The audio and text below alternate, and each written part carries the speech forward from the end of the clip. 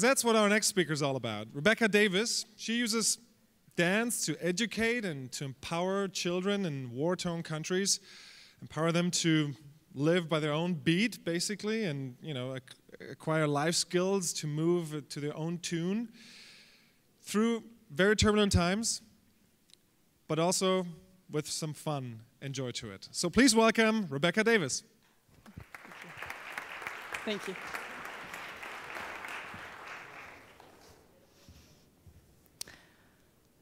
Let's watch this. When somebody says dance, what do you think about? Most likely little girls in tutus and ballet shoes. But what about these kids? Or these kids? They aren't wearing tutus. They aren't wearing any ballet shoes. Well, actually, they're not even girls. These are students in Rebecca Davis Dance Company, or RDDC. And they are not typical ballet students. These kids don't live in a developed country like Canada or the USA.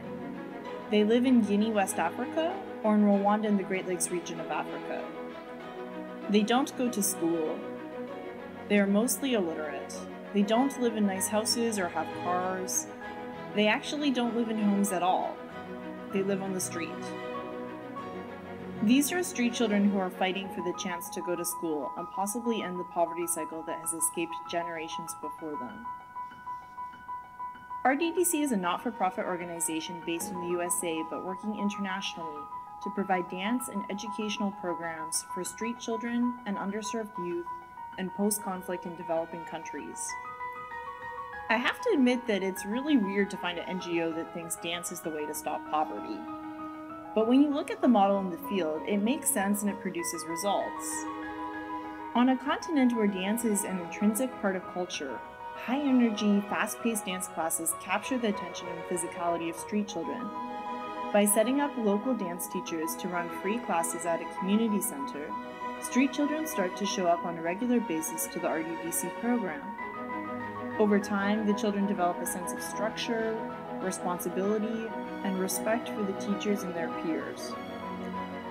When these mental changes start to take place, RDDC invites the children to attend a vocational training program, either IT and computer skills or English language.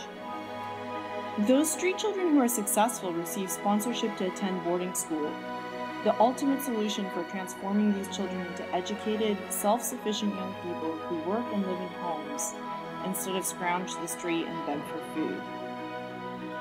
If you don't believe this is really possible, I totally understand your skepticism. So check out more about this organization online. I'd like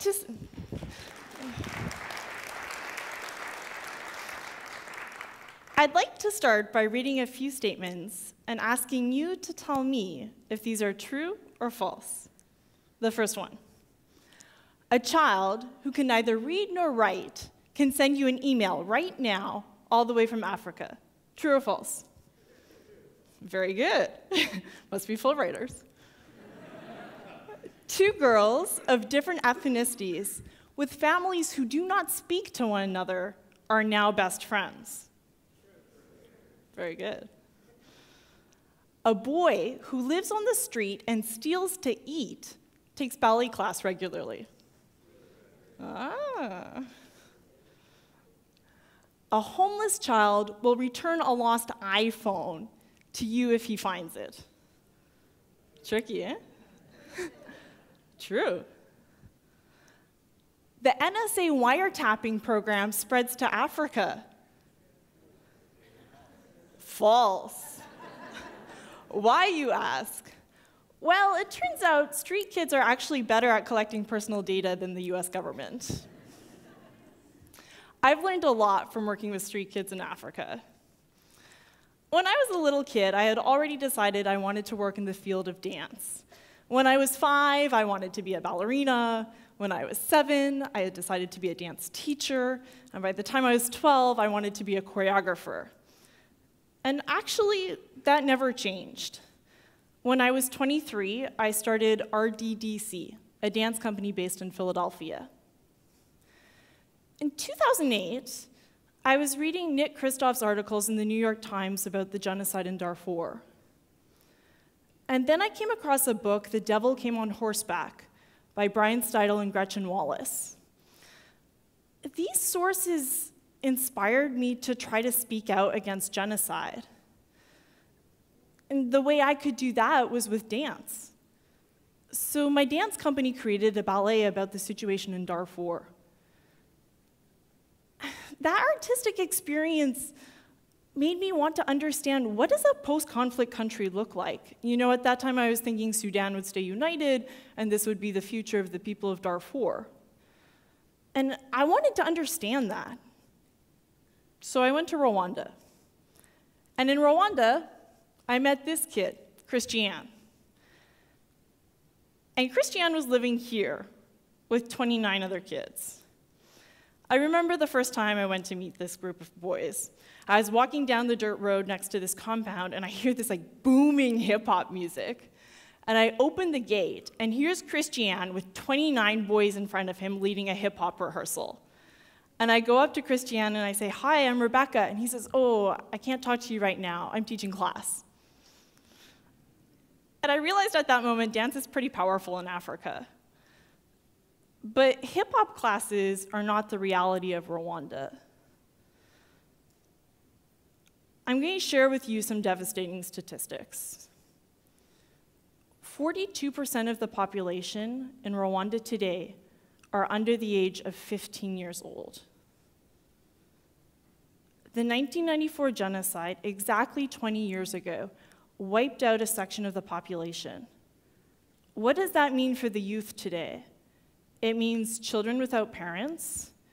It means children with parents who are HIV positive, or parents who just can't put food on the table for their children.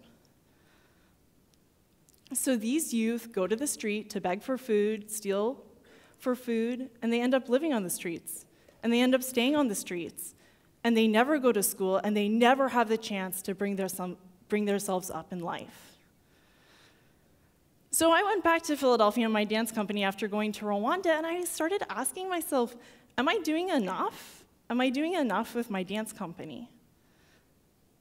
And to further explore that question, I went to Guinea, West Africa, and met these kids.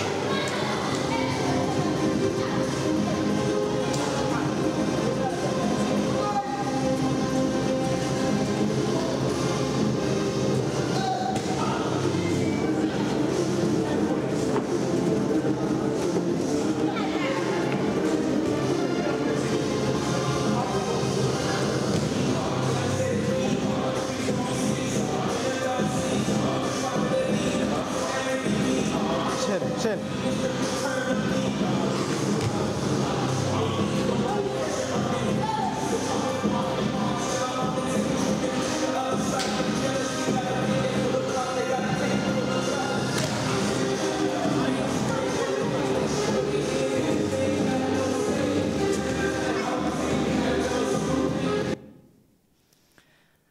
Now, what would you think if I told you that 50% of those kids live on the street? They don't have a home. Or that 25% of those kids are illiterate. I remember after the first class I taught them, I handed around a piece of paper and a pencil and asked them to sign up on my attendance list. And they took the pencil and stared at me like, what am I supposed to do with this? They can't even write their names. And look at the incredible talent. And then there's this kid, Manishimwe in Rwanda. This is a picture of Manishimwe drawing the solar system with a stick in the sand and contemplating the planet Earth. Manishimwe comes up to me after every dance class I teach in Rwanda and asks me about gravity. He is fascinated by science. And quite frankly, the only reason he's in my dance class is because he doesn't know where else he can ask those questions. He doesn't know how to access an education. So after meeting these kids, I came back to Philadelphia and I wasn't happy. I decided I had to do more.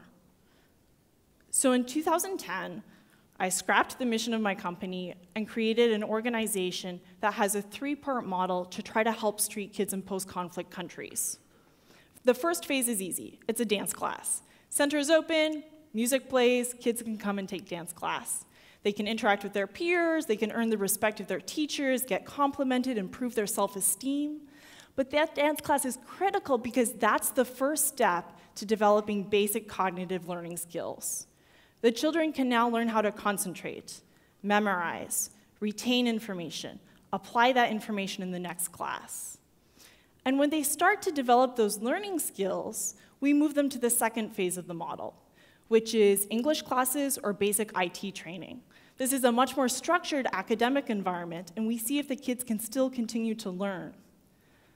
Those who thrive, we seek sponsorship to send them to the third part of the model, which is boarding school, private boarding schools in their own country. And this is really the way we break the poverty cycle, because now these kids have a safe place to sleep, 3 meals a day to eat, school uniforms to wear, and access to a top education. Now they have the skills to lift themselves out of poverty. And what does this cost? $1,600 a year. So the next time you're in Africa, be careful before you give your email address away. And don't be surprised if you meet a Bosniak and a Serb who became best friends in ballet class, even though their parents won't talk to one another. Or a kid who hasn't eaten that day but is still waiting to take ballet class. And if you're going to lose your iPhone again, maybe you should lose it in Africa this time because you have the best chance of getting it back. Remember Christiane, the kid who forced me to ask myself, am I doing enough? Well, Christiane is now finishing off high school, and he's an assistant dance teacher in our program in Rwanda. Here he is teaching another street child how to write his name. Thank you.